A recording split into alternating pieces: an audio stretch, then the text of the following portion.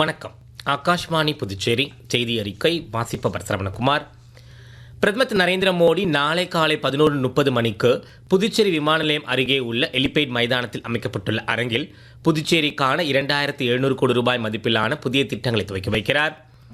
தேதராப்பட்டில் 750 ஏக்கரில் அமைய உள்ள மருத்துவ பூங்கா, ஜவுளி பூங்கா, ஐடி பூங்கா ஆகியவற்றுக்கு அடிக்கல் நாட்டுகிறார்.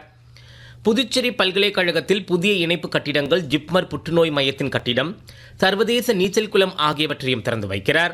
பிரதமரின் வருகையொட்டி விமான நிலையம், எலிபேட் மைதானம் மற்றும் லாஸ்பேட்டை பகுதி முழுவதும் 3000 காவலர்கள் பாதுகாப்பு பணியில் ஈடுபடுத்தப்பட்டுள்ளனர். மேலும் பிரதமரின் வருகையொட்டி புதுச்சேரியில் ட்ரோன் பறக்க தடை விதிக்கப்பட்டுள்ளது. ஆரோவில் உதய தினத்தை முன்னிட்டு வெளிநாட்டினர் பான்ஃபயர் ஏற்றி தியானத்தில் ஈடுபட்டனர். 1966ஆம் ஆண்டில் ஆரோவில் குறித்த திட்டம் யுனெஸ்கோ பொதுச்சபையில் இந்திய அரசால் வைக்கப்பட்டு ஏகமனதாக அங்கீகரிக்கப்பட்டது.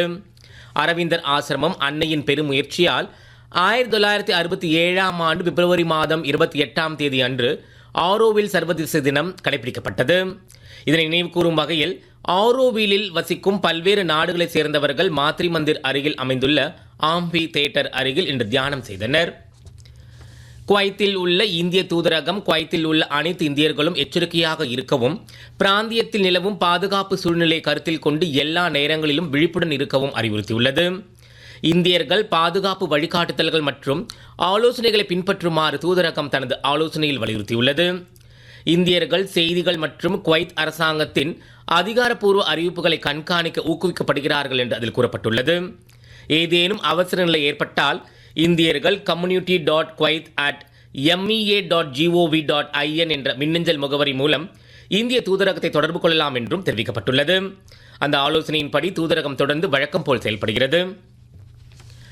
மேற்காசியாவில் ஏற்பட்டுள்ள மாறிவரும் சூழ்நிலை மற்றும் சர்வதேச விமான நடவடிக்கைகளில் அதன் சாத்தியமான தாக்கத்தை கருத்தில் கொண்டு அரசாங்கம் சம்பந்தப்பட்ட அனைத்து பங்குதாரர்களுடனும் தயார் நிலை மற்றும் மறுமொழி நடவடிக்கைகள் குறித்து விரிவான பதிப்பாய்வை மேற்கொண்டுள்ளது.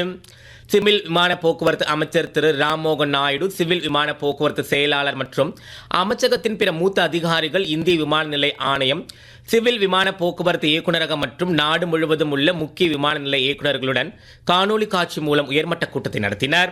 இதற்கிடையில் தேவைப்படும் இடங்களில் உலகளாவிய பாதுகாப்பு நெறிமுறைகள் மற்றும் நிறுவப்பட்ட தற்செயல் திட்டமிடல் நடைமுறைகளின்படி கண்டிப்பாக விமானங்களை சரியான நேரத்தில் மாற்றுப்பாதை அல்லது திருப்பி விடுவதை உறுதி செய்ய விமான நிறுவனங்கள் அறிவுறுத்தப்பட்டுள்ளன.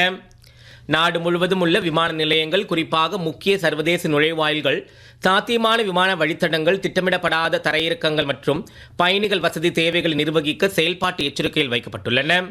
தரைவழி கையாளுதல், பார்க்கிங் இடங்கள், பயணிகள் வசதிகள், பணியாளர் தளவாடங்கள் மற்றும் குடியேற்ற ஆதரவு ஆகியவற்றுக்காக விமான நிறுவனங்களுடன் மேம்பட்ட ஒருங்கிணைப்பை பராமரிக்க இந்திய விமான நிலைய ஆணையம் மற்றும் தனியார் விமான நிலைய இயக்குநர்களுக்கு அறிவுறுத்தப்பட்டுள்ளது. பாதுகாப்பு விதிமுறைகள், பணியாளர் பணி நேர வரம்புகள் மற்றும் செயல்பாட்டு ஆலோசனைகளை முழுமையாக பின்பற்றுவதை உறுதி செய்ய விமான நிறுவனங்களுடன் நெருக்கமான ஒருங்கிணைப்பில் இருக்குமாறு சிவில் விமான போக்குவரத்து இயக்குநரகம் அறிவுறுத்தப்பட்டுள்ளது. ஆந்திர மாநிலம் காக்கிநாடாவில் தொழிற்சாலையில் ஏற்பட்ட வெடிவிபத்தில் ஏற்பட்ட உயிரிழப்புக்கு குடியரசுத் தலைவர் திருமதி திரௌபதி முர்மு, குடியரசு துணைத் தலைவர் திரு CP ராதாகிருஷ்ணன், பிரதமர் திரு நரேந்திர மோடி மற்றும் உள்துறை அமைச்சர் திரு அமித்ஷா ஆகியோர் இரங்கல் தெரிவித்துள்ளனர். இந்த விபத்து மிகவும் வேதனை அளிக்கும் வகையில் இருப்பதாகவும், காயமடைந்தவர்கள் விரைவில் குணமடைய பிரார்த்திப்பதாகவும் குடியரசுத் தலைவர் திருமதி முர்மு சமூக ஊடக பதிவில் தெரிவித்துள்ளார். பிரதமர் திரு நரேந்திர மோடி உயிரிழந்தவர்களின் ஒவ்வொருவரின் குடும்பத்தினருக்கும் பிரதமரின் தேசிய நிவாரண நிதியிலிருந்து 2 லட்சம் ரூபாய் இழப்பீடு வழங்குவதாகவும், காயமடைந்தவர்களுக்கு 50,000 ரூபாய் வழங்கப்படும் என்றும் அறிவுறுத்தியுள்ளார். மத்திய உள்துறை அமைச்சர் திரு அமித்ஷாவும் மீட்பு மற்றும் நிவாரண நடவடிக்கைகள் நடைபெற்று வருவதாகவும், காயமடைந்தவர்களுக்கு மருத்துவ உதவி வழங்கப்பட்டு வருவதாகவும் தெரிவித்தார்.